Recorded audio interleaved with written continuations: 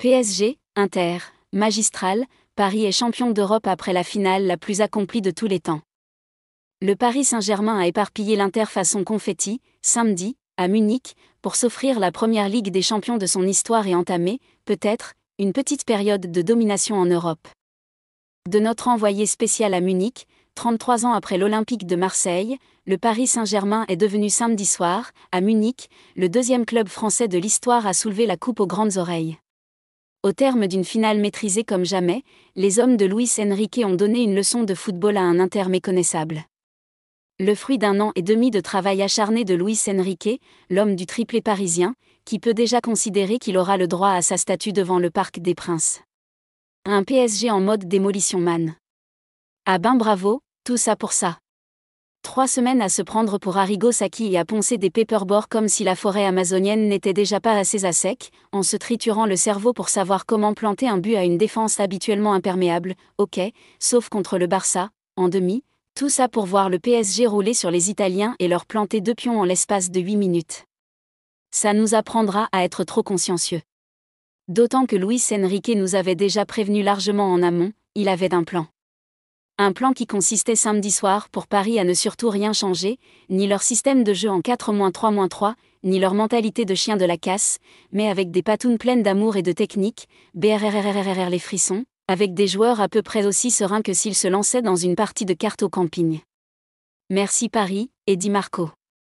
Maître du ballon, plus hargneux dans les duels, face à un bloc interiste qu'on n'attendait peut-être pas aussi bas, les Parisiens ont enflammé une première fois leurs quelques 20 000 foufous venus de toute la France, grâce à une inspiration géniale de Vitinha, qui trouvait Doué dans un trou de souris, lequel servait ensuite Hakimi sur un plateau, seul face au but vide. On ne manquera pas de remercier Di Marco, qui a salement couvert Doué au départ de l'action. Ce même Di Marco qui, 8 minutes plus tard, détournera dans ses filets un tir, cadré, de Doué, magnifiquement trouvé au départ de l'action par Ousmane Dembélé. En face, à part une tête de Thuram non cadrée, mais pas moins flippante, l'Inter de Simone Inzaghi a bien dû admettre qu'à la pause, il y avait un monde d'écart au moins entre les deux équipes. Un monde d'écart ? Plutôt 3, oui. Au retour des vestiaires, sans grande surprise, les Luchoes Boys ont semblé jouer dans un fauteuil, obligeant l'Inter à sortir un minimum de son camp, pour mieux la piquer en contre. Mais les pauvres Italiens n'avaient déjà plus rien dans le moteur, on se demande quelle mouche a piqué Inzaghi pour programmer un entraînement le jour même de la finale. Et, au contraire, ce sont les Parisiens qui ont enfoncé le clou du cercueil italien, grâce à Doué, encore, auteur d'un doublé qu'il n'oubliera pas de sitôt, 3-0, 63e, Kvaratskhelia, 4-0, 73e, et le Titi Seni Mayulu, 5-0, 86e. De toute manière, l'histoire semblait déjà écrite.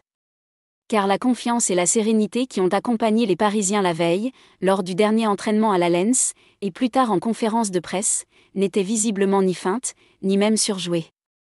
Non, l'équipe que Monseigneur Luis Enrique a bâtie en 1 an et demi est véritablement trop sûre d'elle, de sa force et du foutoir géant qu'elle met dans la tête de ses adversaires, pour se laisser grignoter par une quelconque pression. Le PSG écrit son histoire en lettres capitales.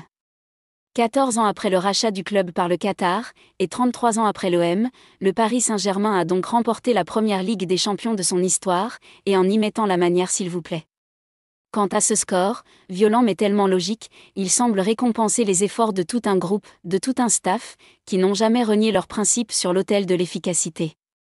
Qu'ils soient dans le virage de l'Allianz Arena, à Paris, Quimper ou Tombouctou, les supporters parisiens peuvent être sacrément fiers de leur équipe. On le saurait à moins.